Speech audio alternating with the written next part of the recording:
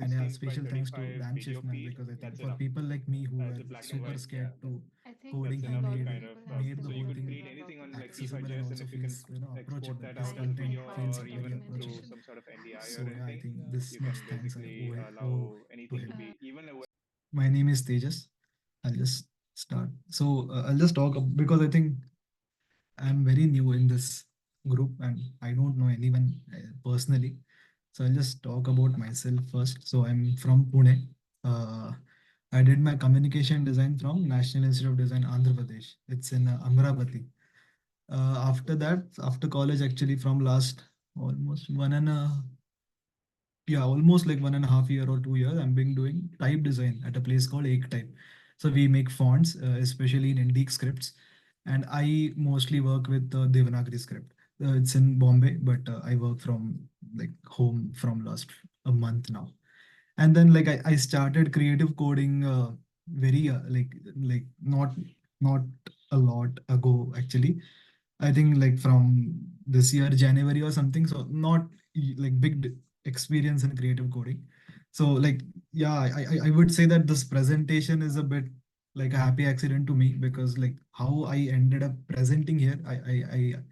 I attended this last time, but somehow I sent my work to Anushka and she thought that I should present. So that's how I came. But later I saw the lineup and the seniority of people. But yeah, like so I'm a bit nervous about this. But yeah, I'm just sharing what I've been doing. So I did type design. So I'll just show type design works because my work in coding is based on the kind of things I do in type design. So I generally work with Devanagari script. I did my graduation project. It's called Kena Devanagari. It's based on a manuscript. So we study. It's a revival typeface.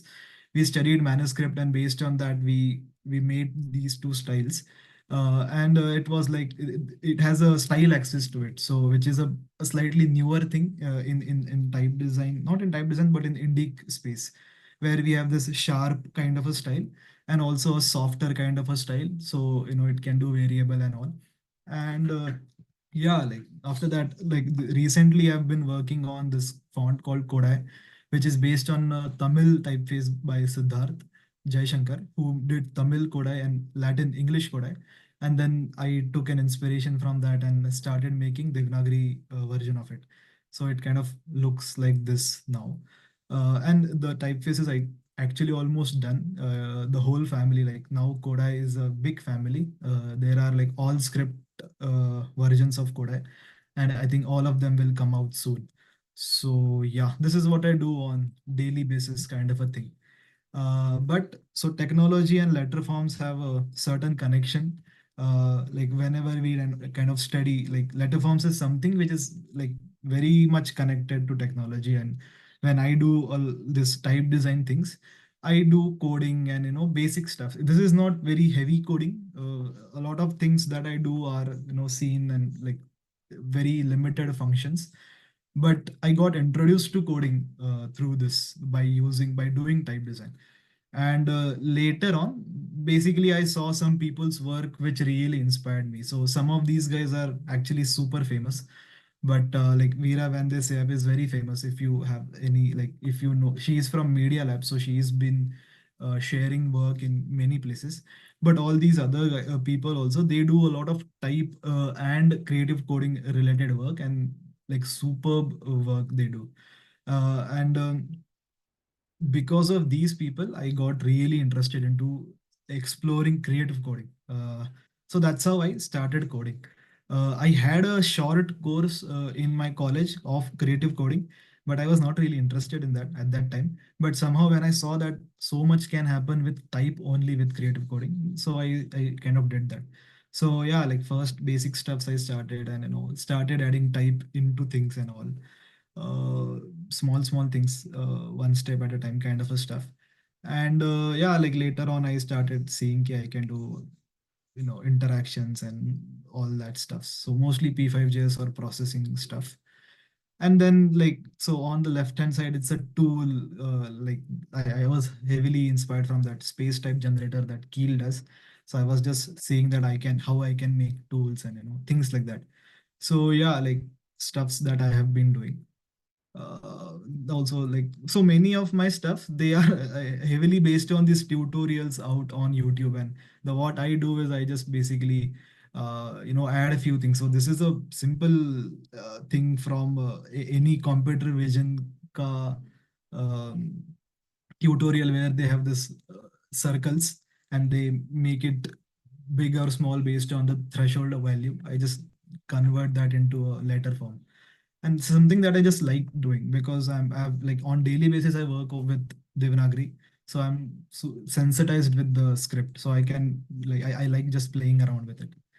So later I found this function in the P5JS called text to points, which gets you the points on the outline of that typeface. So like, by using that, I just started exploring how I can do, and things that I can be doing with Devanagari, and how I can play around with it. And like later on, I also started doing things like this.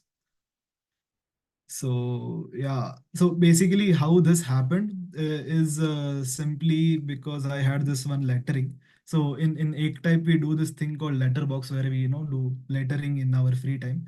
So I had this lettering, but I thought that maybe I can make it more dynamic by using P5 or letter 2 points. And then I just did that. And this whole, whatever I'm trying to do in this, that anticipation kind of a feel that came out when I was just, like, tinkering around with the code. So yeah, like slowly, I basically started understanding that, okay, this letter to point is fun, but I might need, like, because, like, when you have both the outlines, it gets a little too cluttered, especially when it comes to Devanagari. When you do it in Latin is way more simpler script. So I thought that I can make a typeface of my own, which I only can use in P5 for my own exploration. So I basically, this is a typeface that I quickly designed in Font Lab. So it's a single stroke typeface. But the problem with font softwares is that they cannot really export the shapes which are open in terms of stroke. So these strokes are overlapped on each other exactly, and that's how they are closed, and they kind of overlap. So I get points in text to point in this way, which are overlapped on each other. But still it is way more easier to do things, and by using this I can just, like, make very wacky things. Like, I can make simple shapes exploration. We call in letter design terminology, we call this flesh exploration. So this is a skeleton of a text, and then we can do a lot of flesh exploration, or literally anything. So I can make a basic shapes with which I can just explore the contrast of the form, or I can create view new vectors, interactive shapes, or webcam, or sound, and a lot of different things. So that this is something that I love about coding, that as a medium to, for me, as a medium to draw these things and stuffs like that, it gives me this power to do really wacky things. uh, so yeah, it's very powerful that way.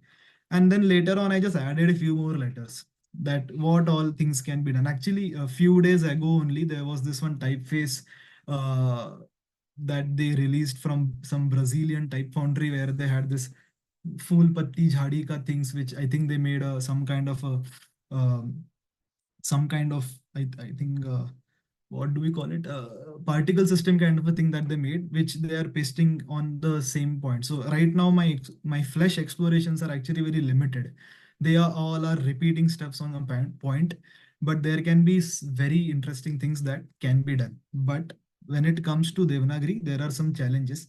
And I thought that if I'm presenting in front of so many people who have some experience in type, sorry, not type, coding, I should show the problem that I have been facing.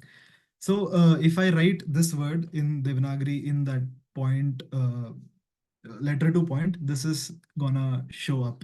And why this is gonna happen is because when what we type and what we see, there is a difference. There's some kind of processing happens. So when we draw sir, and then when we type sir, and then ikar matra, which is a, like, short ikar matra, it placed before the ikar matra. And you can also see, if you, like, really observe, you can also see the typed one on above, and the one which is attaching the sir, the one which is attaching the sir below, it's slightly wider. So it's basically, there is a substitution, like a slightly longer ikar matra substitution option available in the type font file which is getting substituted there. So this happens in something called as text shaping engine. So operating systems have those things in them, and they do that. So even in P5JS or processing anywhere, if we just type Devanagari, the text shaping engine will work automatically because they use the I think web text shaping engine, which is good.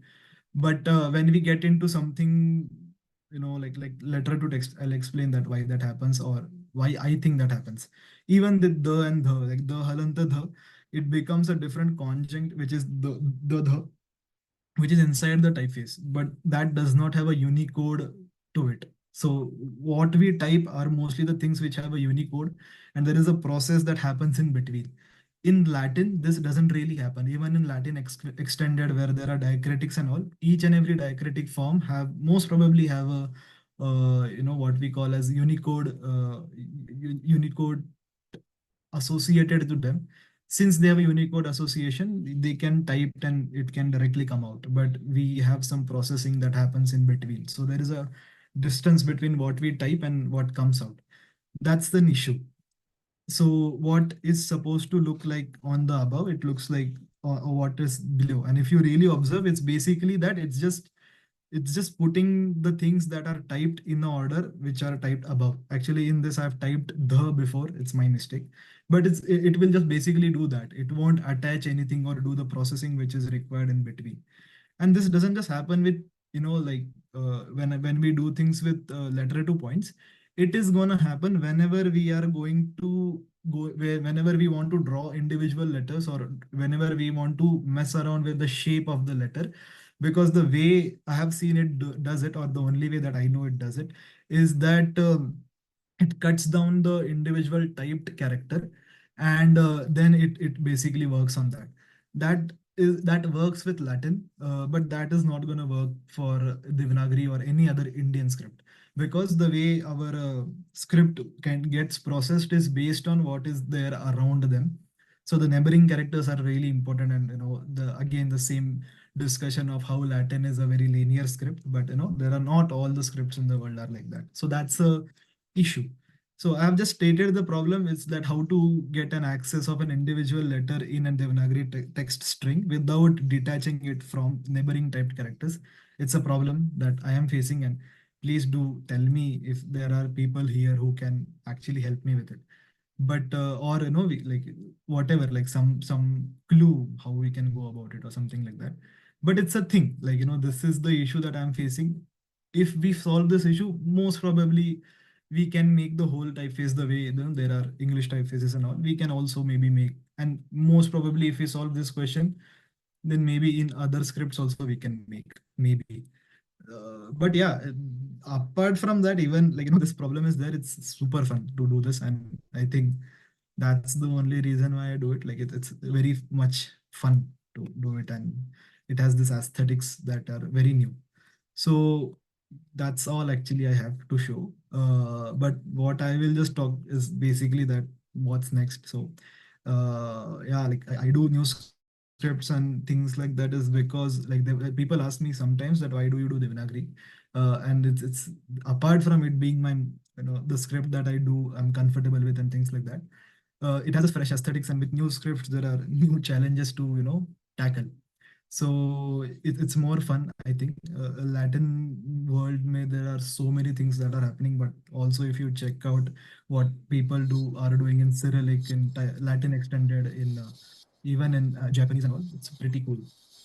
Apart from that, learning and development. So till now, I've been doing like tutorials and my own small stuffs and kind of things like that. And that's the reason why I reached out to Anushka, and right now also is because I'm looking for how do I go exploring these things, and what all other things one can does after like learning few tutorials, and because going tutorial by tutorial is a bit like it's unending for me.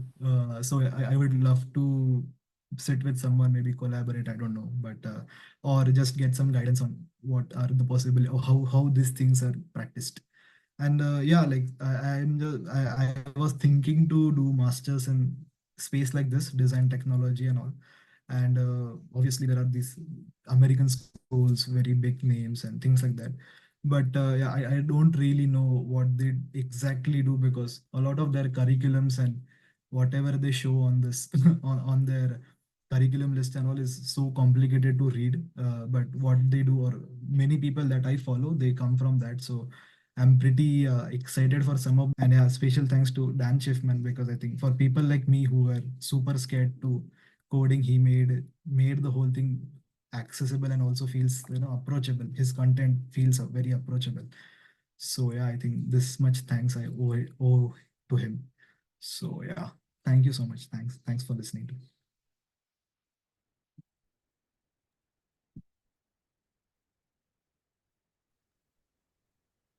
Thank you. We can't hear your claps. Don't know why. Everybody's clapping. Thank you so much for that wonderful talk.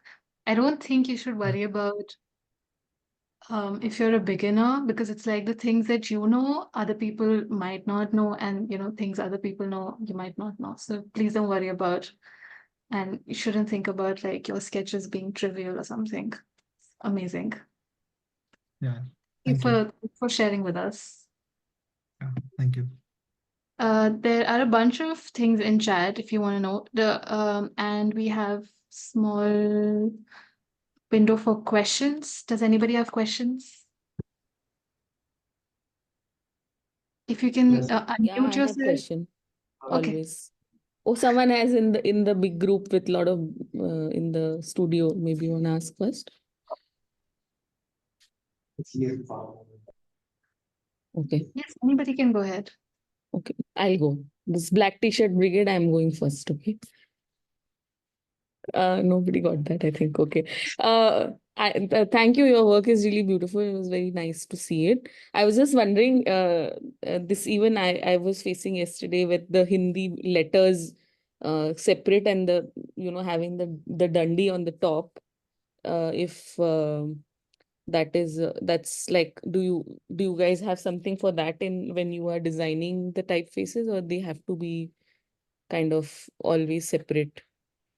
I don't understand. Dandi on the top as in Like when आप what do you call that, ऊपर जो अपन डंडी लगाते हैं हिंदी में लिखने Shiroreka. के? Okay, हाँ. हाँ, okay, so On the like top. not the matra, just the Hmm. line on the top. So Shiroreka. like even when you showed that jackass, it is like coming like each letter shows separately, right? Yeah. So I just wanted to know, like when you're developing it on Font Lab or whatever, there's no way to make it like one line, no? No. So the way we can do it is because individual, like when we are making font, it's like individual letters, right? And they can be Mm. used in any iteration and combination. So every character should have Okay. Shiroreka. Right, Uh, right, right. but if we have a specific letter to do, then we can just like use that and make a outline of it in Illustrator or something, or we can just quickly make it one. But Yeah, when we are exporting it as a typeface, we cannot really freeze on one particular face. Like that is the right. issue. Actually, I agree with you, Yeah. but Mm. it cannot really be Okay. done Yeah, like so that. it's just because of the current technology, you have to anyway keep it one line each. Yeah, Right, right. yeah, yeah, yeah. Maybe Anushka, you and him can put an issue on the P5 repo, because I saw there's a new conversation about moving away from open type JS. Yeah, I was wondering about the exact same thing during the talk. Yeah, yeah. Yeah, like I don't know many terminologies and technical stuff of open type, like something I've heard, but I know people who knows that like properly from studio. So yes, we can do something. I would love to do something like that. I'm gonna go with my question now. You said that there's a conversion that happens between what we type and what appears. Uh, so for example, with P5JS, in the P5JS editor versus if I was typing on Notepad, uh, is the maybe this is a way too technical question, but it's like, do you think that these two things are different? Yeah, And yeah. what's happening in the background is different. Like the I will only say what the amount of things I know.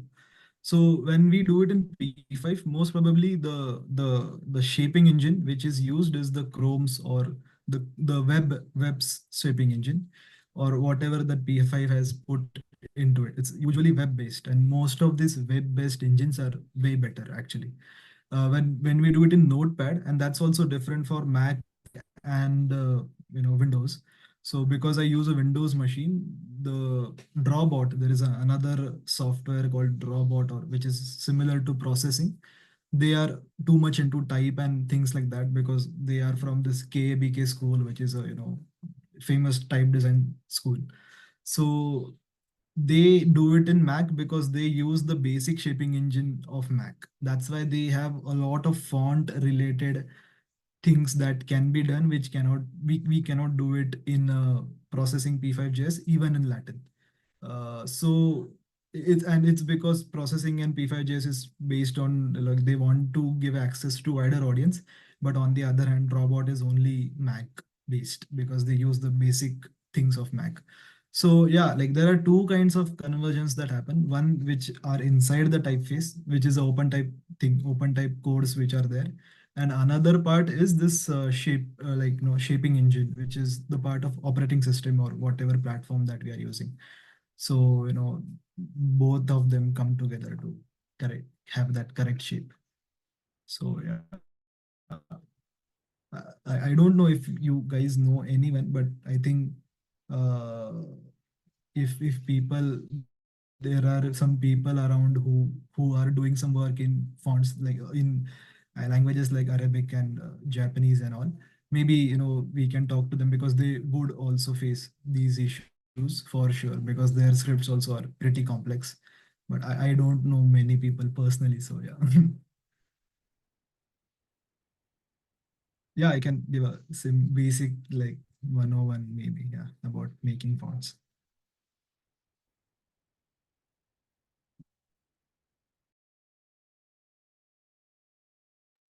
I have a few other questions, but I'm going to put them in the chat. If anybody has more questions, would you like to unmute yourself and ask?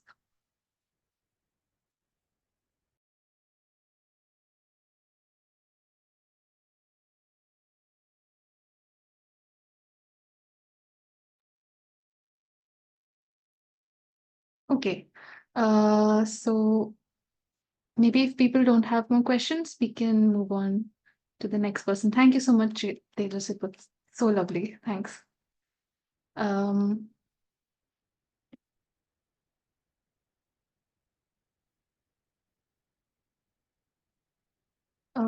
Karthik, would you like to go now? I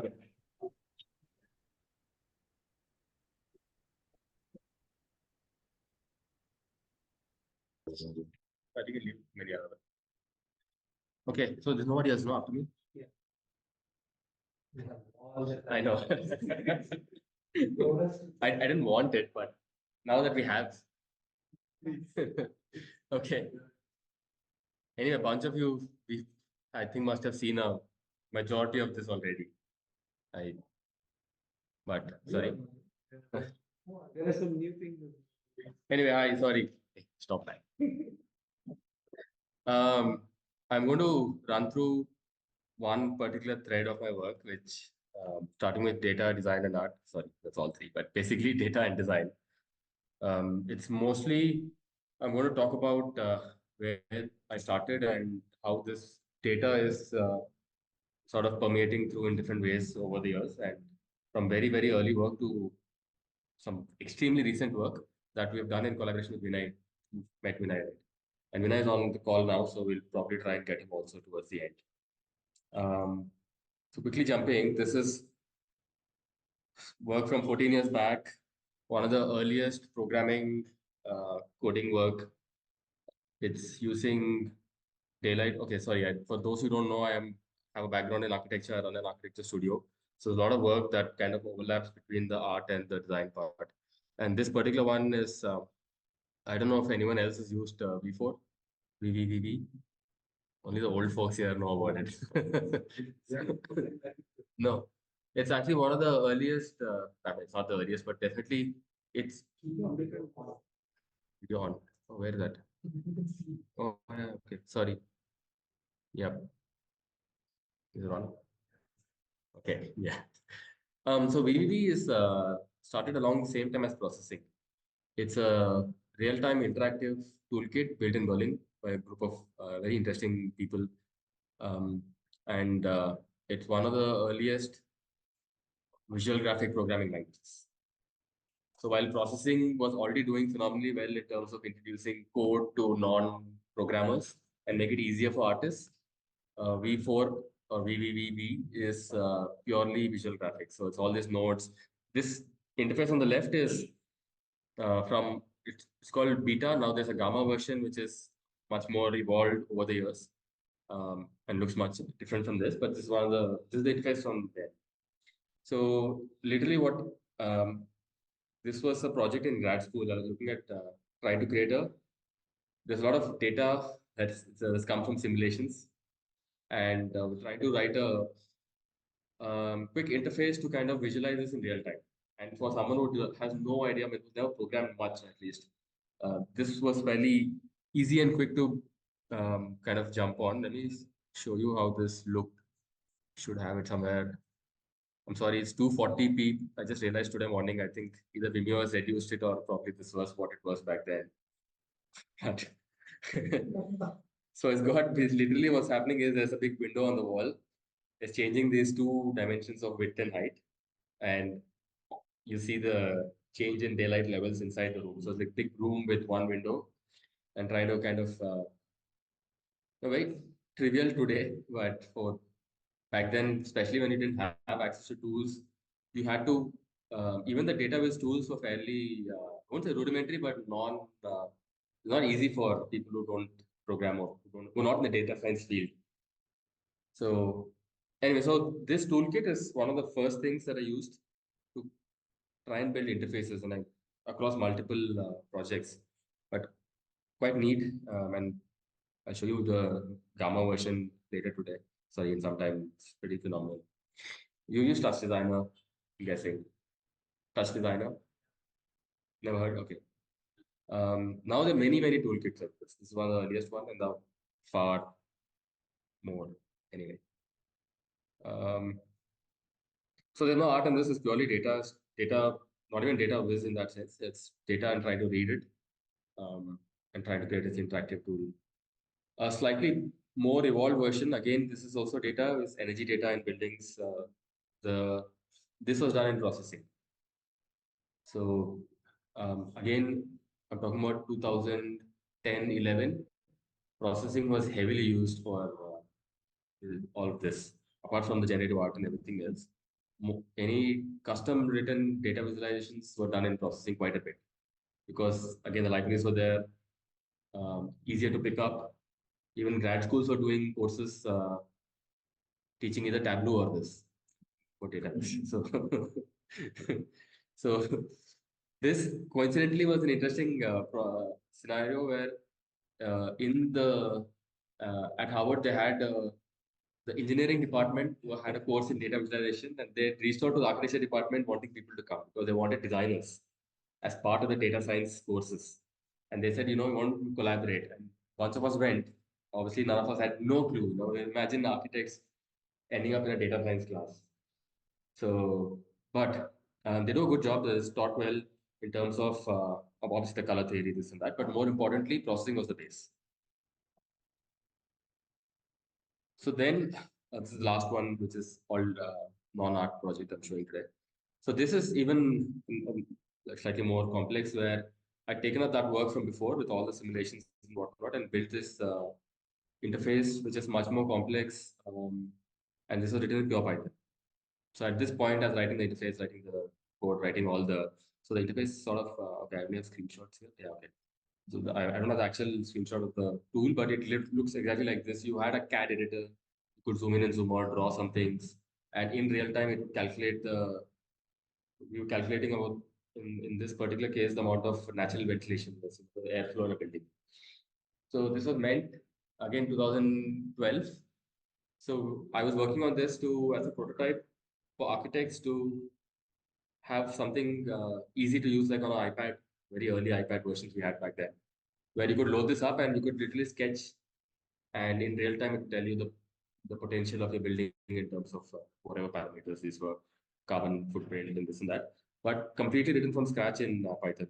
Slow is not, obviously, it's not great for production tools, but absolutely fantastic for prototyping, because I didn't realize until then that you could technically do any kind of graphics. Like if you, obviously way more painful than doing in processing or the toolkits, but you had everything. I mean, if you know, for those in programming, if you know the Qt libraries that go, this Python had one version of it. Fabulous. And so my early work was all focused more on trying to write custom tools for whatever, design or otherwise, and a lot of interface building, and all of them coded from scratch, as in, of course, libraries, but I meant there's no interface builders used or whatever. So it kind of gave you that real flexibility of designing an interface and then using so on. So all of this so far is focused on energy modeling and simulations with sun, wind, air, whatever. And this is one of the first large-scale artwork that we've done for a client in Bangalore. And I talked about this sometime back. So what these two buildings, I don't know if folks on the Zoom call can see my mouse, but literally in the center of the screen, there are two. So this is Baswangudi in Bangalore, and these two buildings are two. It's an apartment complex there. The client wanted, and I was an architect on the project, but the client had reached out for a art installation in their clubhouse. So what we did is we mapped the surrounding context of the entire area. So all of these boxes in red are existing buildings in that area, sourced from OpenStreetMaps and otherwise, and a little bit of manual recce on site. And we had simulated the amount of sunlight that's hitting the streets in between the buildings. And then you see these boxes or voxels that are extruding. So the depth or the height of these voxels kind of relate to how much of sunlight is hitting the streets. It's called solar insolation. So the insolation levels on the road are kind of represented by this. And this was done for every day for a whole year. So, I mean, of course, the data, you have the climate data from public sources. You had the building data that we had mapped manually. And then we run simulations in some of the energy modeling tools. Then the data was ported into Houdini, a 3D modeling interface. Very powerful for geometry of this scale and complexity. Houdini works extremely well in terms of real time, or at least rendering in near real time. So, for example, if you notice, the leftmost is October, the middle one is December, and the last one is August. I'll run the animation very quickly, but you'll see that you know what, I'll just run the animation. I'll explain that.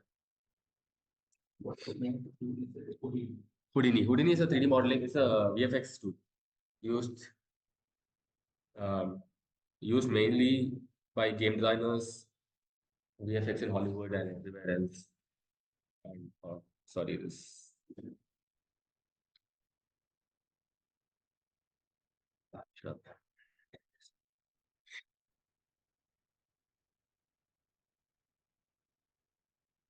Yes. So this is through the day. So from morning till afternoon and then evening, and you'll see that this whole voxels will come and kind of like go up and go down, because obviously there's less sunlight towards evening, and noon you expect it to be higher. And this, so each month we've colored it differently so that you know when the gem happens, that this is February. I think it's been a while.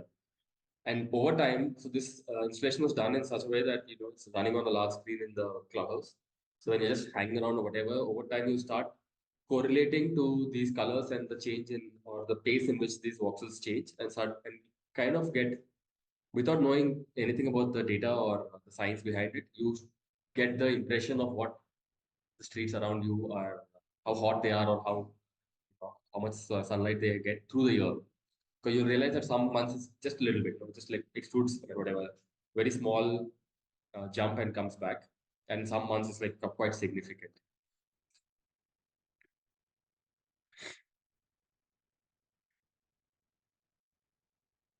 And anyway, the aesthetic choices of voxels was only to cut down the complexity, rendering time, and whatnot. Obviously, this could you could, once you have the data and once you have everything else, this could be much more smoother with particles or stuff like that. But this is a project that one took a lot of time, also had multiple different interfaces or tools.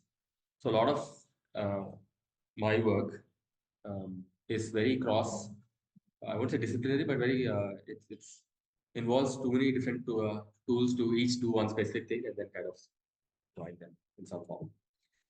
So they never one tool just processing code, at least the long form projects, not the daily work.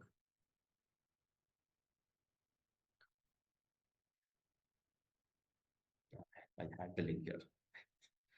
Okay, this is a fairly rudimentary. I'll skip this, but data as audio as data. Again, when we did this, it was novel at the time. There's nothing, not too many examples now. You don't even need to know how to code.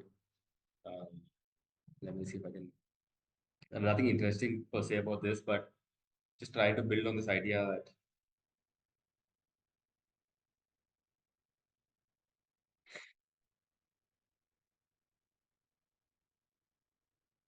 so I think what's interesting about the data in all of these projects is mostly that when you animate them and you see them progress over time, it's just another dimension that you read way more interesting, tangible patterns and stuff versus static data charts.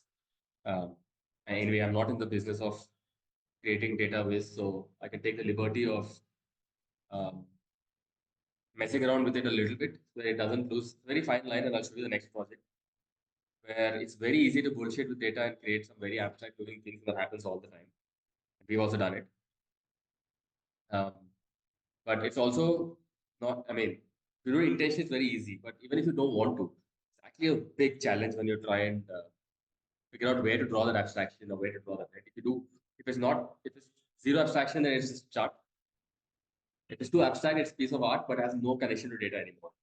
So all these so-called data artists when they talk about work is mostly very few actually have got that balance. You can and it's difficult. And it's not one project to other project. It's almost like redoing the whole thing again because each data set is different, and then you're going to figure it out over and over. No, I don't want to get there right now. I can tell you which artists. No, I won't tell you, but I can quote a bunch of them which are really horrible, and I'm sure we agree on a bunch of them. We talked about it. Yeah, I remember that. I remember the article I shared on with you. Especially the extremely famous ones. I think are like full of crap.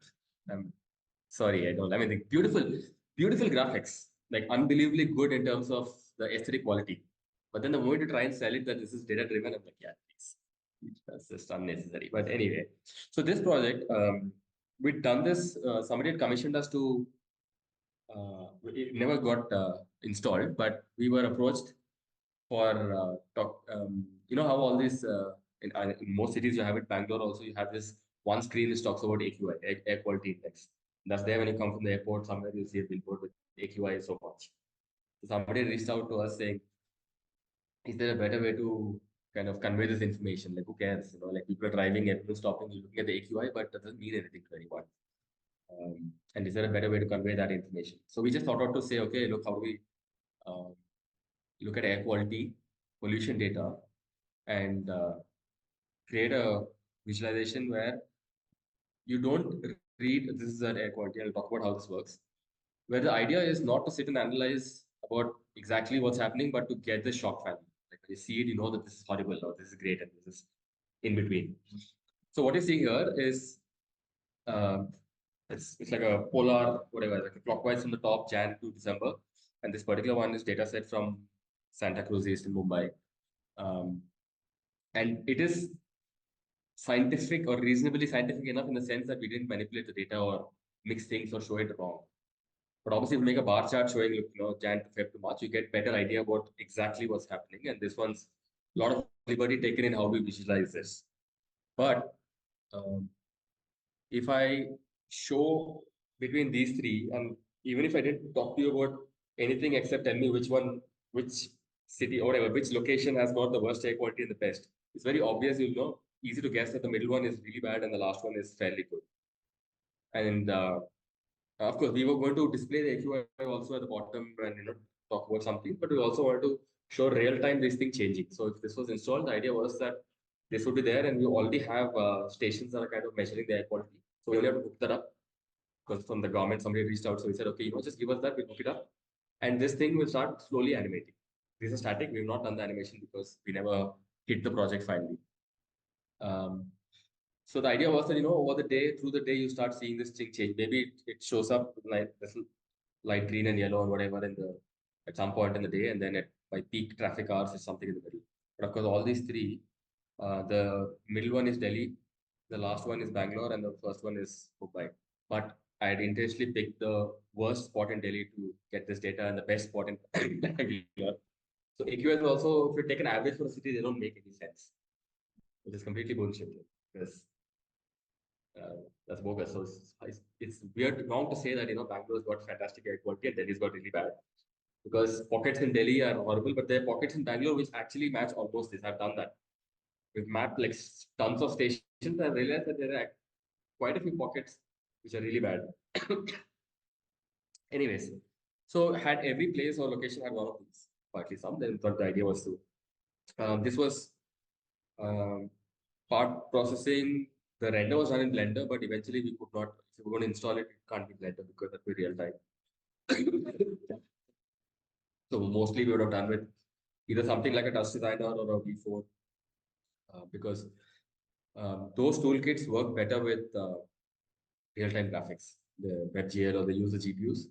Processing, unfortunately, is not powerful enough for 3D and at least P5JS and all. Not as performant as these. So then, depending on choice of project and what you're trying to convey, the toolkits matter. Math functions in data, this is more whimsical and fun projects, but these are all mathematical equations, literally math, that were visualized. There's a series of functions called the attractor functions. If you have studied chaos and all, you've come across them. The only interesting bit here was that this very early project done in P5. The color encoding was done.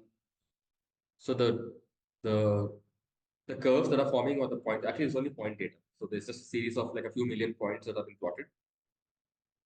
And the color information was taken from reference images. So I just hand curated some images, and when it's plotting each point, it would pick a pixel from there and kind of do it. And there's some manipulation happening in the background to give it more artistic, just to kind of make this interesting. But it's not real time. This is a real time, but not interactive. Just math functions. The same ones in 3D. So at some point later, much later, come back to revisiting this project. Again, point data, but this time it was plotted in 3D and rendered in Blender. Create these sculptures. It's Blender. Yeah, this is the my personal version of the data crap art. So we had plugged in, from the Fitbit, the data of sleep data from the tracker. I'll run the animation. This is where we posted. I posted really far, and at this point, honestly, it looks interesting. But if I had multiple of them, or if I told you how to read the data, you still make some sense about what the sleep tracking data is doing. But at this point, if I told you all that it's not sleep and it's something else, it's all the same. So it just makes a good narrative. So this is where it takes things a little too far, and then that you lose the connection with data. Like I've plugged the data, so I know how to, or at least I reasonably understand what's happening. But then we are at the point where you can plug in any, if let's say it's got 5 parameters of your deep sleep or your REM sleep or whatever, or regular or whatnot. You swap those 5 with any 5 numbers. It still does this. That won't change the nature of that, because that's what the current, so this is done touch design. And again, a fantastic tool, powerful, but if it's the art is, the art design matters a lot more than the tool itself, because you swap it to any numbers, I can put air pollution data, it'll still do the same. Then that's bad example of a touch design. So all of these are 2 different renditions of the same data. Very abstract, looks interesting, but honestly, I can sell anything on this. So you call me to any talk about any place, you talk me to audio visualization conference, and say, look, this is data, audio data. Take me somewhere else and say, this is climate data, pollution data. It's the last project, most recent project, and I've collaborated with Vinay on this, and I'll talk about this. We have recently finished designing and building a brewery in Bangalore, Whitefield. So this is one of the main bar counters, and we wanted to build a light installation here for the main bar counter that is eventually interactive and data driven. Also looks cultural enough. Sorry. So this is a design for the lights itself. So there's a grid. Eventually, we've done a grid. This is an early concept. We've ended up putting 35 by 16. That's about 570 lights. The basic form itself was done in an architectural tool, but it's a very simple Perlin noise field, essentially. The only difference is that when you do it in art, we're looking for the aesthetic quality here. Since I'm dealing with real space, and there's a real functional requirement, which is the thing at the back. This is a display shelf for all your bottles, all your alcohol bottles. So we'll need to do it in a format where this thing doesn't occlude or kind of blocks the view. It has to look sculptural enough, because in physical space, the problem is that things might look great in the render, but you won't actually see that thing forming, or it's too chaotic. It's very difficult to guess also. So anyway, but because it's code driven in a sense, parametric or whatever, so we could manipulate parameters and get multiple of this, feed in more parameters that kind of make sure that the drop in the center is not too high, but its corners is high, and so on. So that kind of, so we keep building all these inputs into the code itself to finally come to a overall geometry. And we finished executing it. I'm going to run through a series of photographs about the process of executing, although it's not generative art or anything, it's just showing about digital to physical. It's our first large-scale work that we've done where we've taken a code-based project into the real thing. So this is a matrix that we've got from the code that marks all the different lengths of the pipes that are hanging from the top. Because then this information has to go to my fabricators, and we have to kind of make sure that we're cutting the right size, placing them in the right place, and so on. On the left, what you see is one single row. So obviously you can see the gradation and whatnot. And this is the actual space. So initially we've done 2 rows to make sure that we're actually able to visualize that there is a curve field happening. Now the complexity gets very quick, very easily, very fast, because one of the things that we did when we designed this is we've taken a certain depth of the pipes to kind of make a dramatic impact. And then we realized on site that after you make the first row and you put the second row, there's no place for the hand to go up to the top, because you're kind of occluding yourself. So I'm going to put all my 570 pipes, and somebody has to wire each pipe individually. And then suddenly I realized that you can't really do it. Also, it's a major hazard. It's all metal pipes that if it's low here and deeper here, when my electrician someone is putting it up, it's very easy to, because you don't get a sense of, we don't see things in 3D, right? We're always working in the 2D space. So we had to take a call on site. We had shortened everything down without losing the overall geometry, all that. Now, one of the goals of this project was that we're going to put an LED for each of the slides, and we're going to control them individually. So that eventually what will happen is I have full control. I can write code in any processing or touch or V4 or whatever, and I can control individual light, the dimming of it. So you can create all sorts of animations and all sorts of other things. And later, you can plug this to any data source. Let's say you're watching a match, maybe I can plug it in so that every time something happens here. And I'll show you the beer counter where they're filling in the beers. So one of the ideas was that every time they pull the thing down, the tap to fill in the beer, then something happens here. Kind of whatever. I mean, it's opened up literally 2 weeks back, so we're still early days. We haven't even documented it fully. But yeah, and all this on the left, what you're seeing, that entire length of wiring is for 1 row of pipes. So it's like significant work because we went ahead to control individual lights. And Vinay, who's on the call right now, I'll ask him to jump in a bit. So he worked on the lights, the programming of the light set. He's done it in Touch Designer. We'll talk about that. So eventually, that's the pipes in place, painted. So at this point, we were sure that, okay, we've checked everywhere, the geometry and all is working out. Painting, and you can see all this different wiring. So while the code itself took very quick, like maybe a day or less than a day to work it out and finalize the geometry, the execution was extremely, everything had to be wired. So that's the final installation on site. I don't have an animation here. I haven't recorded it yet. But Vinay, are you there? Yeah. Vinay, you want to talk about I mean, I'm not sure this is useful for you, but I'll just leave it here. And why don't you talk about the light, what the note you shared this morning? Yeah. So basically, to control all of these lights individually, we need to have each light having a separate wire for it. And these are being controlled by a custom circuit board, which is kind of powered through an Arduino board. And normally, when we think of an Arduino board, we kind of hardcode the entire program or something and just let it be on repeat, for example. But in this case, what we wanted to do have real-time control over these lights. And so we've created a custom board with Arduinos, which communicate over DMX on network. So this allows us to actually use, as he said, any creative coding software to send out DMX values.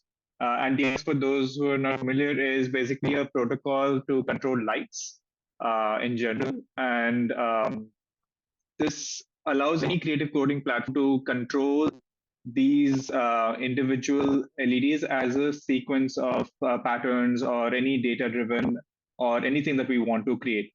And it's in this particular case, it's rather straightforward because the entire setup is a grid system, which is like a 16 by 35. So imagine just a screen of a 16 by 35 screen. And you kind of have you just have a screen which is controlled black and white, and that's controlling the entire brightness. So it's a black and white video which is translating into light there, and that just pixel mapped as the entire grid system here. Yeah. So you could create noise, data-driven stuff, patterns, specific patterns to. So what's great about this is that you can actually highlight the entire form and structure based on what patterns you create. It doesn't have to. It's not flat like a normal screen. So then you have a lot more play in 3D space, I'd say. Sorry, Karthik, if there's anything I missed out, just please. No, that's it. I just want to give a gist of what it entails. And we also had another team, Vinay had recommended Tech in Bangalore. They had done the boards and all the hardware that's sitting above this currently. So the three of us, so we designed, then they had the boards, and then Vinay had done the programming for the lights. And at this point, I think it's good to. So we've just installed it, and we've done some tests, and it's running actually right now. But we're going to start adding programs and whatever code to control this. And I think I'm happy to kind of, if someone's interested in coding it and want to run that, infrastructure is there. The brewery is running, so we can, anyone, if you're interested, we can plug it in there at any point.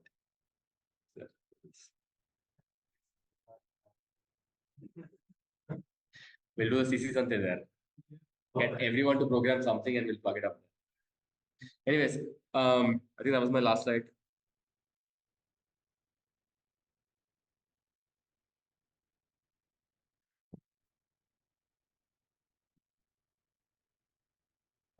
Thank you. Thank you so much. CCSanté with beer sounds amazing. Yeah. So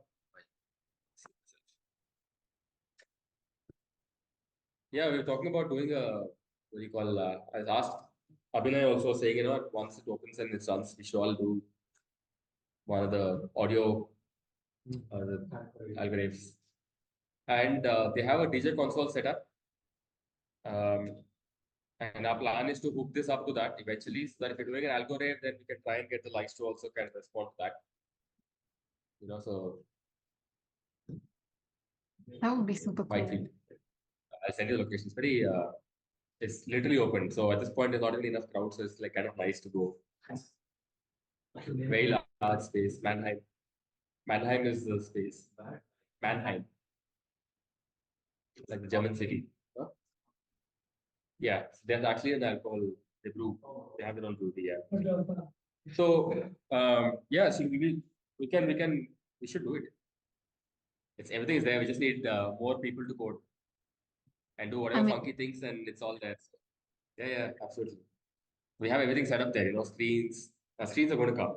But for now, we have the whole audio set up, the lights are set up. And Vinay has already set up the touch interface. So if someone's working with touch, we can plug it in directly. Any other interface, then we'll have to build something towards that. But that can't be too hard. I mean, to be honest, if you have a 16 by 35 video feed, that's enough. As a black and white, yeah, okay.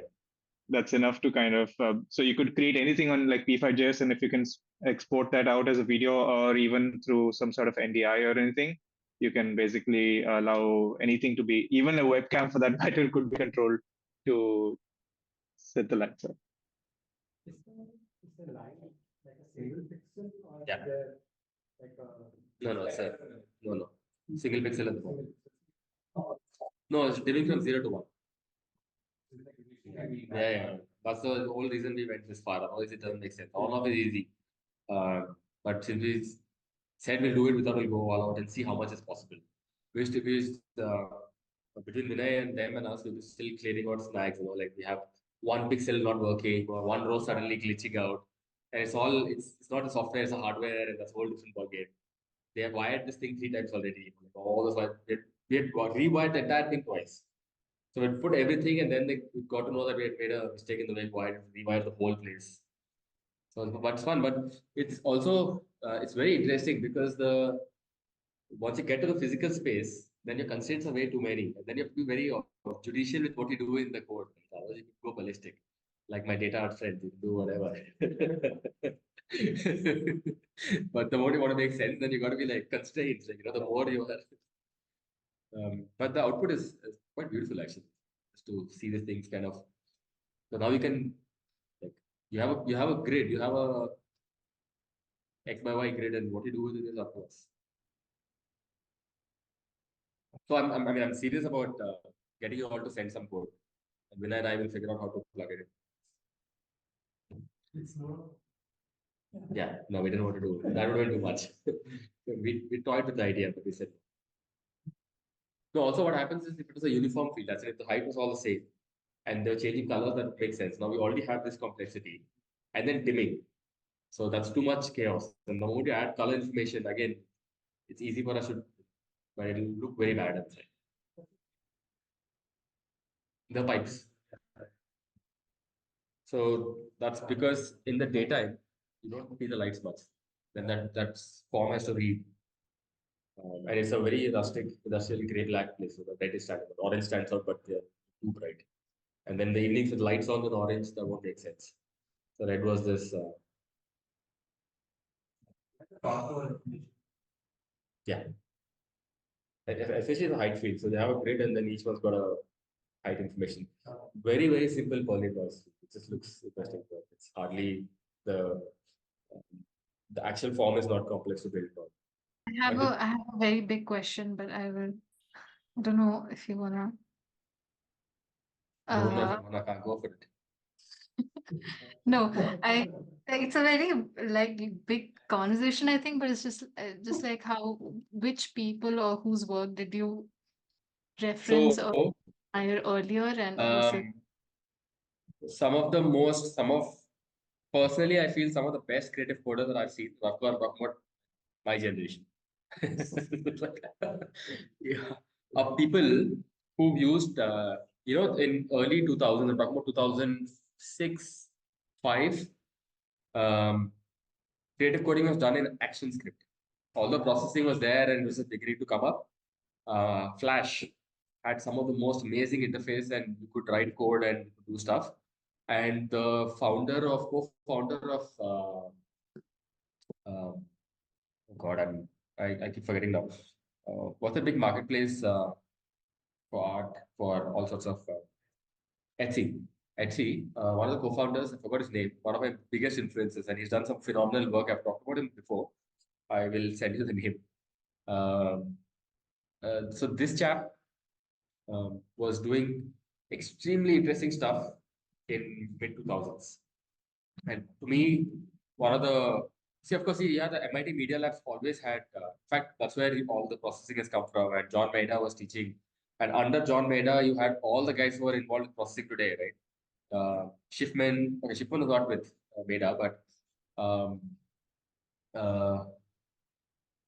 what's this guy?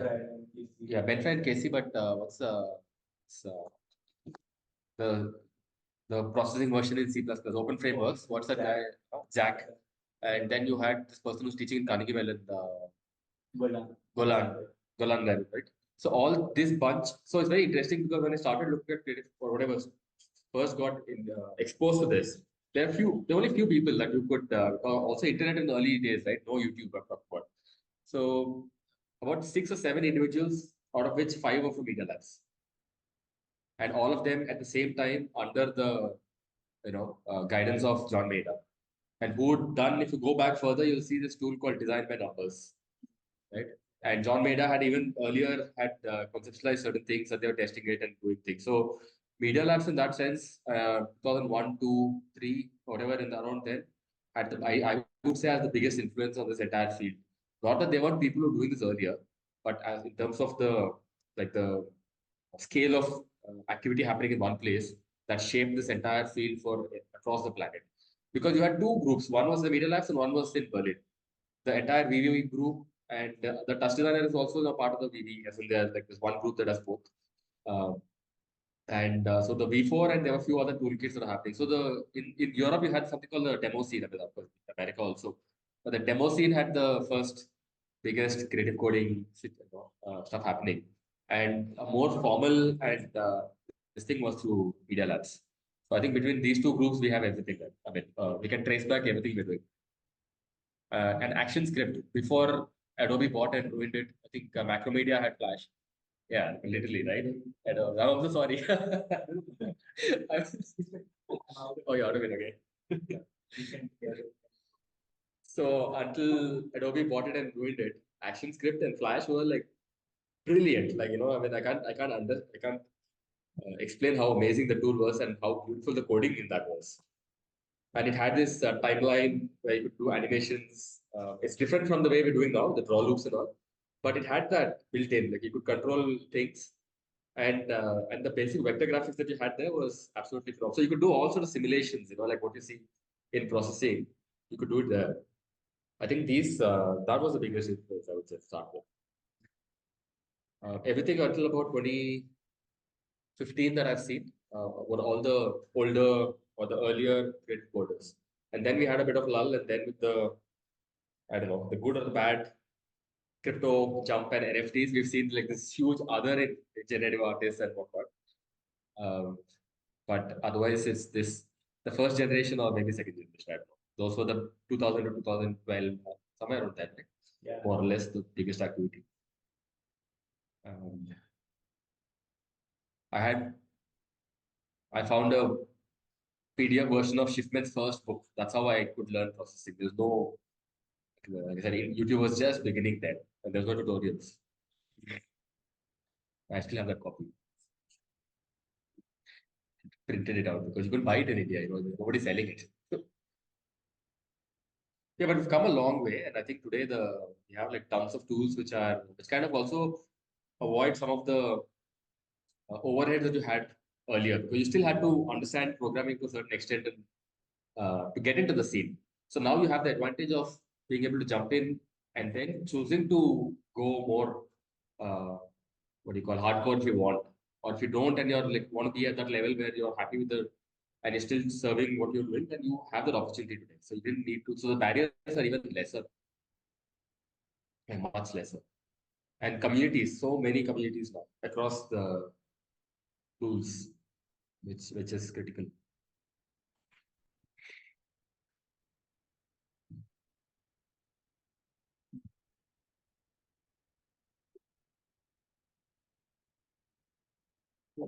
So wrap up. We have another speaker. Oh, sorry.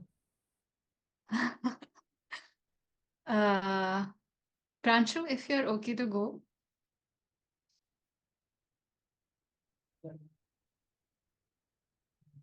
Hi guys. Hello. Hi. I guess I'm meeting majority of everyone for the first time. So I'm Pranshu and I'm Pranshu, and I've studied my master's from NID, New Media Design, and then I worked as UX designer and random other works that I've done. Right now, I'm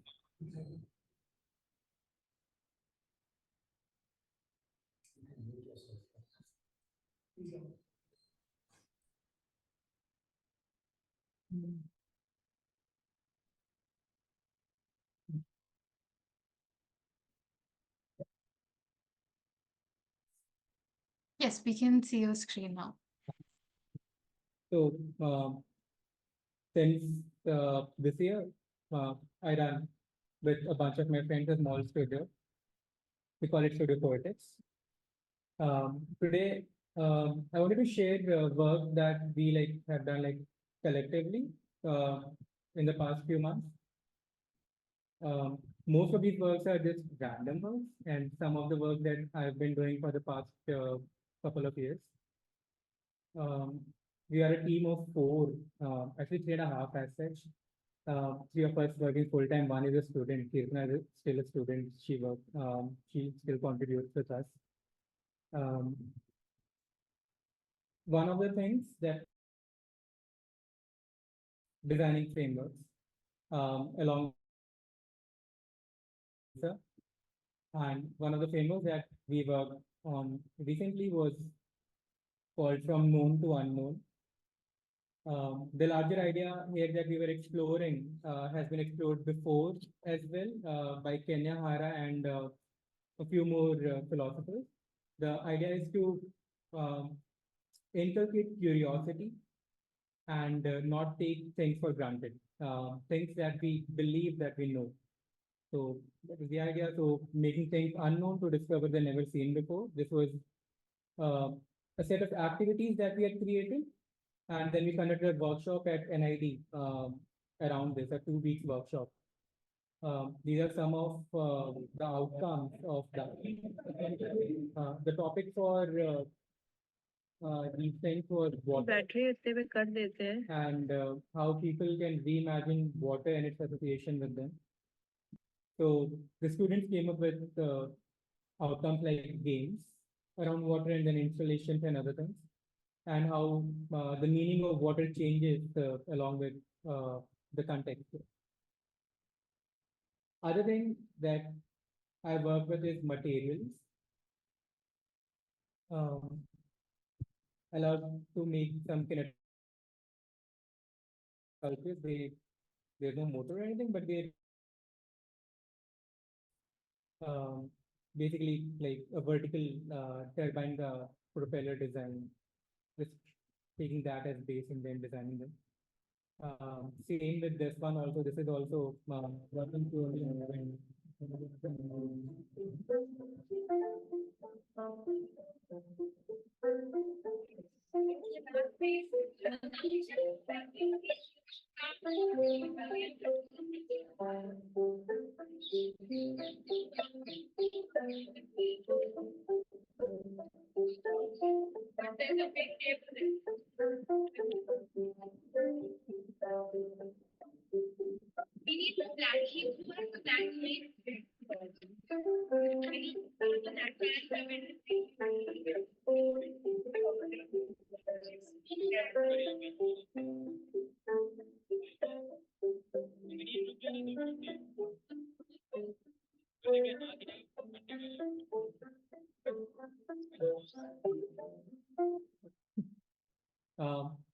yeah.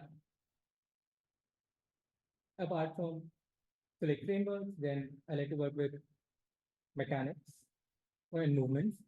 And then the other area that I've been working is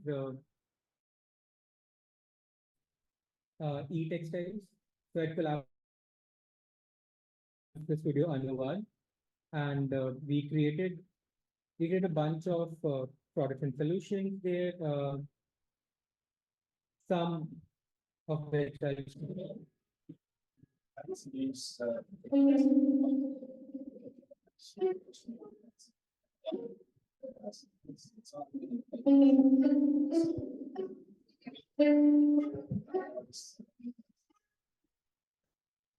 So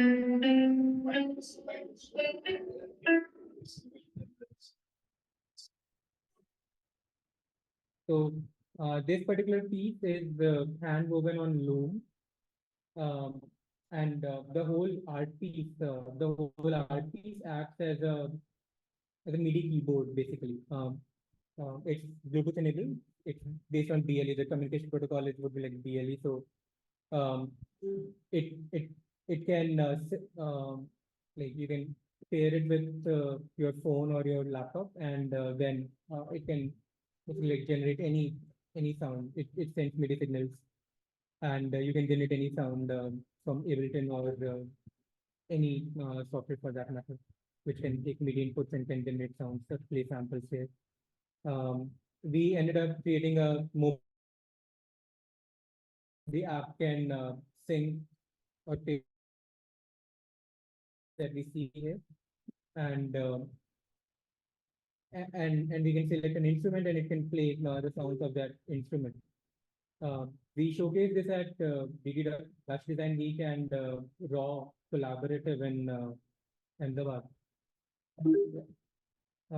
This is another piece of work that we did together with Anuvad and I.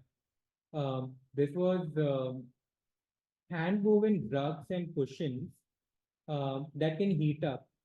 So this was done for like European context largely because it was like sponsored by IKEA and everything. So the larger idea was to like have like very limited heating, not heating the whole room, but wherever you are.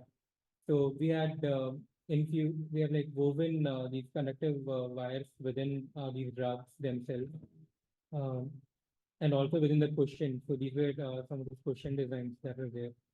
So you can connect the rugs to a power cord, and the rugs are then heated up, and the heating is very gentle and uniform across the rugs, so that you don't feel that pinch of the heat and everything. And with respect to cushions can be powered with a power bank. Power bank can like um, this this video is about another e-textiles cover, which was done using the techniques of Zardozi. Um, so this was based on a workshop that I offered at Anant University, and we we collaborated with two of the Zardozi artisans, and then the designs are by the students, and this is the outcome.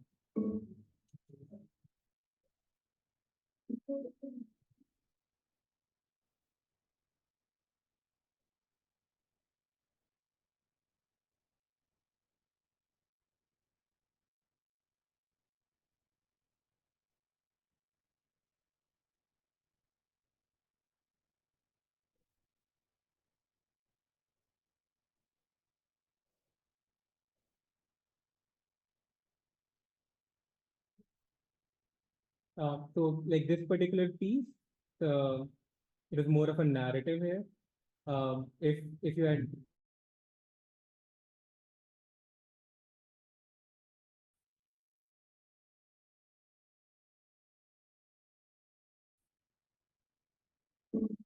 yeah, basically like touch any of the motifs here, um, then there was like a small story narrative that came out. The student had based this on the women empowerment. This was basically fireflies wala thing, so it basically just had lights in them, which like twinkle. Just simple that. This one also had basic lights twinkling among them. This one had each of these motifs, when touched, would sort of like give a brief soundscape of that particular area of the Ahmedabad city. So if you've been to Ahmedabad city, you would I mean it becomes easier to recognize these monuments. Like this is like Patang restaurant, and the Jali work and the bridge and the Teen Darwaza and Gandhi Ashram and other things. And Sep ki Gufa, Ahmedabad Gufa. So those kind of areas were like depicted, and then the soundscape was selected, and then on touch, a particular soundscape would be played. This was they were trying to make an audio wala parda kind of a thing. So basically, you can see the proximity sensor here. So the moment you walk near it, all of these ghungroos, they would start to vibrate one by one. And these ghungroos are of different sizes and of different basically like it sort of like increased and changed over time. This piece had NFTs embedded within them. And basically the story progressed once you scan them from one by one. Yeah, and then the rest of the exhibit was there. The next part of the slideshow is how I work, and which is based on absurdity and play. Most of my work and the work that the studio does right now has no direct implication, so and no direct application maybe as such, but they are things that we are exploring to basically embody some of those making all experiences within us. These are some of the explorations that we did in the months of May, June, and July, along with Kirtana. This was when this sort of like 2.5, 3 months work internship with us. And we were exploring some of the different displays and techniques within them. So basically creating different interfaces for the various displays that we have, how we can interact with them. So largely we were like this for the past couple of months right now. This is again a continuation of the same. We were building, we wanted to recreate some of those tactile interfaces as such. And this is a snippet of some of those works. The one that you see here on this mini CRT, the work that we are doing is basically we are using OpenAI APIs, and basically it isn't visible because it's difficult to capture a CRT on a video. But basically you can have a conversation with the CRT, and can write and send letters to each other. So basically you write a letter to the CRT or any object to the CRT, and then the CRT basically brings back the letter from that object, responding back to your letter. So it is sort of a conversation between you and the objects over there. And this is all executed with this CRT. This CRT itself is like more than 15 years old. We got it as a freebie when we bought our first Hutchka SIM card. Is part of that. The sort of like a freebie. Other things, or what I call like absurd work that I keep on doing is like this was like a rubber ducky which came in from one of a Chinese. So I would buy equipment. Then one of the equipments a Chinese vendor had sent a rubber ducky. So then I was just looking at that, and I have a niece who was back then like this 1.5, 2 years old. So she would just keep on repeating single words throughout the day. And so this rubber ducky was built in the form of a Morse code wala keyboard. So basically, an Arduino code was written which is running in the background, and you can keep on pressing the rubber ducky. And I did not incorporate the quack sound, but I would have loved to incorporate the quack sound also with each press. And the idea was that you're sort of like quacking your way through. So it was like duck type, just like DuckDuckGo, that browser. And you can like attempt to type maybe. It's difficult to use it. It's not user friendly. The other was the smiley ball. The sensor is not shown in this image, but basically these wires run, and there is a flex sensor running through this. I was trying to mimic the onomatopoeia that when he like presses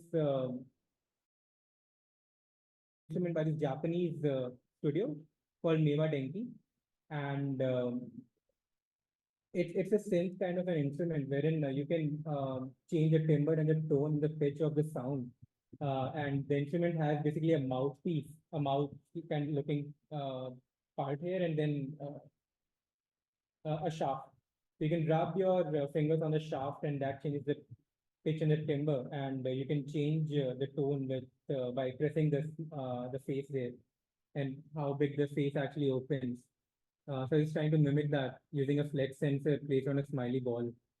The other part is again some experiments with sensors and like tactile sensors. So this was like sort of like a small cushion being made, and each of these lines is sort of like a pressure sensor. So you can press. Um, so the more you press, the more pressure that you apply, the resistance changes. So this is based on the simple formula of resistance equals to rho L by A, the resistivity of the material being a constant. And in this case, it's a chain stitch. So when we press, the length increases and the area decreases. So the resistance, yeah. And play a plaything that we recently did. We were making some HTML5 based games. This is one that we recently finished like this case today. Some has some levels of it.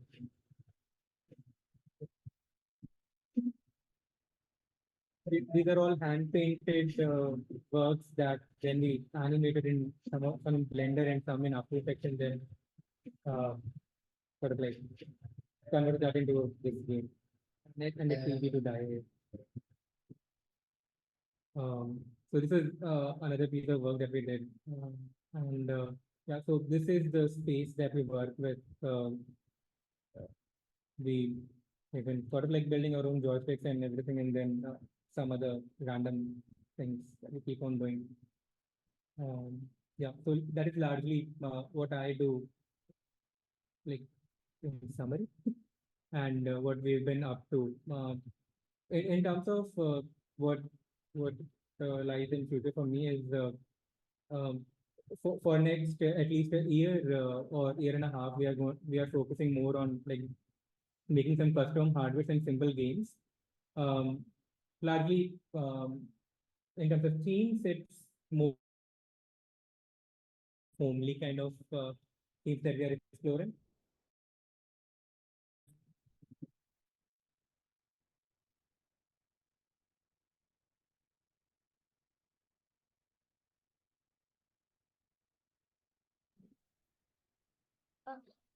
How can we play games? So for us, we did not go for we went for no code tools. We went for construct in this case. The largely because we did not want to spend time on debugging and coding. We wanted to focus more on the content and the experience part of the things, and also uh, to get into this flow of making first. So what we have used is construct being a drag and drop no code tool, like node based programming kind of it is. So it makes it much more simple for us to like quickly turn out the finished outcomes rather than trying to learn a new tool out there. Largely in my teaching works also, I'm trying not to focus on tools, especially for the first time users. Trying to go for these no code tools so that they can have that level of confidence within them, and they can also enjoy the field. Important that people stay in the field, they can master those tools. So yeah, so we can use construct. We are using construct 3, a simple paid version of it, but there's free version which works very well. Yugen wants to know where he can play your bug game. Yeah, we are going to upload it this Monday, and I'll share with you. Okay, cool.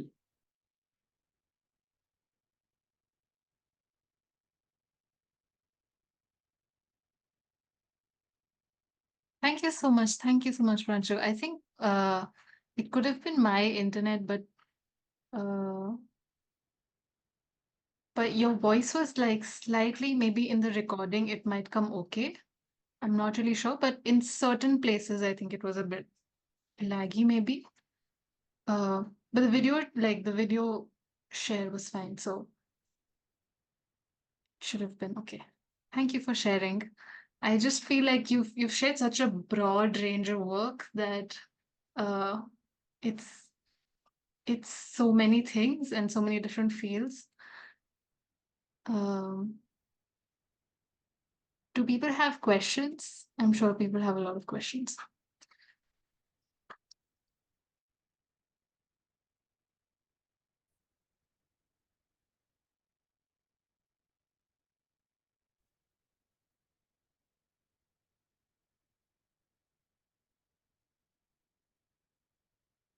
Yes, Rasaga dropped a question which I will read out now. Do you document your courses somewhere in more detail? So we have started to maintain a GitHub with like lesson plans and the outcomes of the work that students have done. Um, we would finish that by the end of this week. Actually, documentation becomes like too lazy to document. Well, I think it has been always.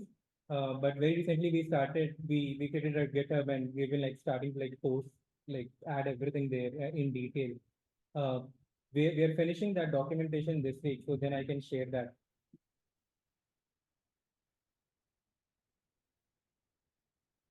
I think a lot of people have similar views on documentation, but I heart documentation.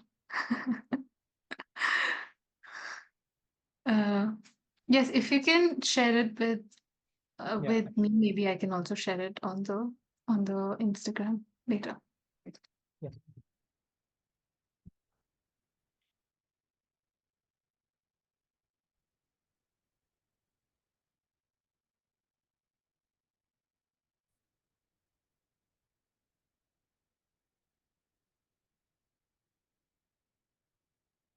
I have a small question, which I will go with if nobody else is going. So did you come from design into technology, or was it the other way around? And how did you feel the transition was? What were the difficulties or like the exciting parts of it? Oh. Uh, so my sister, so I have like elder sisters. They did engineering, and I also did engineering. Looking at them, and I loved doing engineering back then. I enjoyed my time as an engineer also. I was active in robotics and aeronautics club of my college. It was a private college in UP only, and and I was inspired by this guy, Pranav Mistry. I saw his TED talk back when I was in school in 10th, 11th standard. And I looked at his CV online because we had recently got an internet connection in our township. So I looked at his CV and his CV was written MDes after BTech. So I decided, okay, now makes sense to do MDes after BTech. So I did the thereafter I wanted to do an MDes. I thought NID did not give an MDes. It was some other degree. So I did not apply for it in the first time, but in the second go, I applied for it when I got to know that it also offers MDes. Yeah, just like that. And then NID time was very bad. Yeah, like I barely managed to clear NID in 6 years, I think.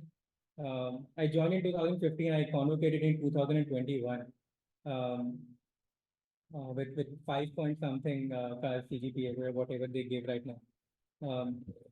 It was difficult to do anything there. Like it was a challenge. Everything, like even the terms became a challenge for me. Um, yeah, like my senior, like Suwani would is active in coding community also. She was also a mentor and a guide for me, also sort of like a friend who guided me through that. They would use, they're like well read, so their vocabulary is way vast than mine. So when they would use these words like hypermodality and all, would have to like read those things like 3 times just to and that actually I'm not missing out on anything. So yeah, that was like a very difficult thing there. But I think largely things did come together for me once I left NID and started working outside. Then those things started like coming back. I was like told this also back then. Maybe they meant this. Maybe. Yeah. All you late NID people should just start your own CCSanté degree only then. Yeah, yeah.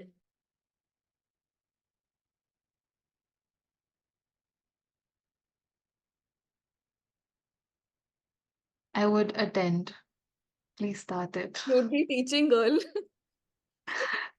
Lol, I completely relate to the well-read part. That was understand.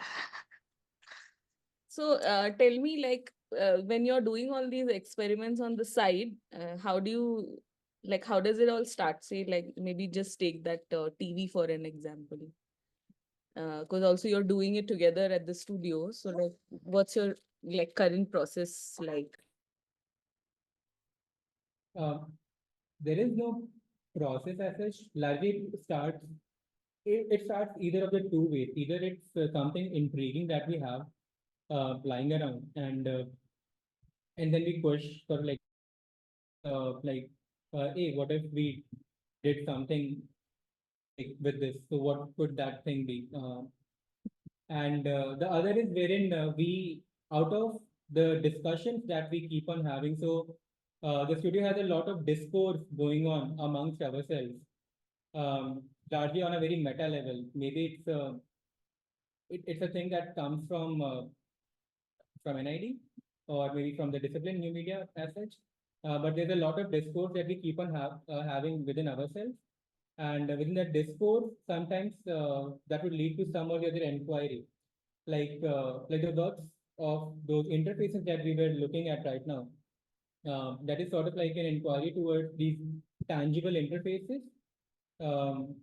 there. So like that, and in like one of the core inquiries that we are having right now is like games stay around, like play and games stay around, but games which are not defined within a screen.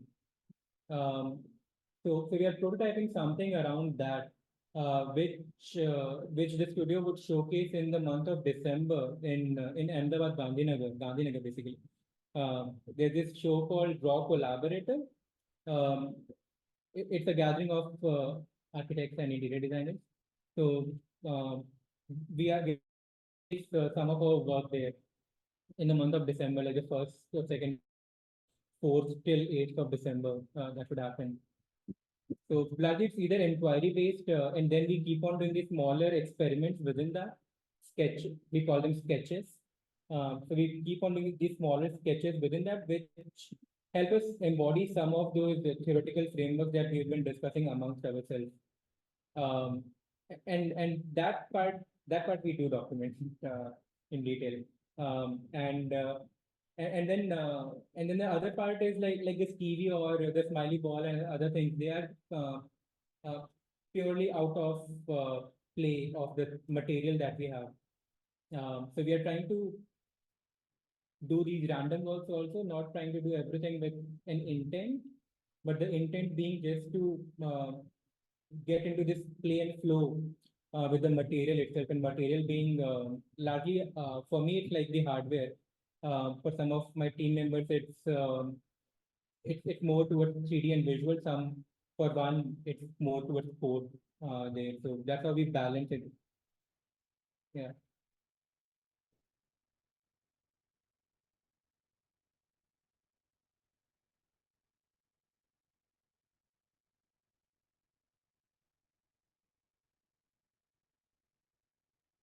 So now you move to Ahmedabad. No, no. I'm based out of Ahmedabad. The studio Okay, so the studio is basically works remotely. One of my team member is in Bangalore, one is in Goa. Kirtana is a student. She's finishing her study from Jaipur. And I'm in Allahabad. So in Allahabad, I have like a decent space here. The studio is on the second floor of my house, where we have like this 2 BHK kind of a setup. So this whole 2 rooms and a hall and a kitchen is being used as a lab with all the equipment, printers and cutters and everything. So yeah.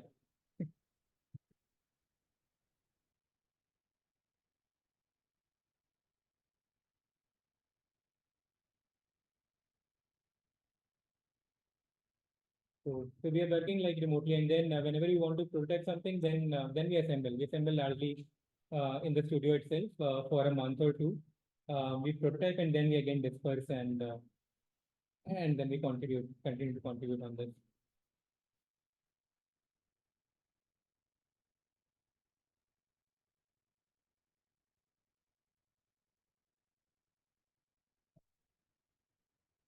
Okay, I think maybe we don't have more questions. Um,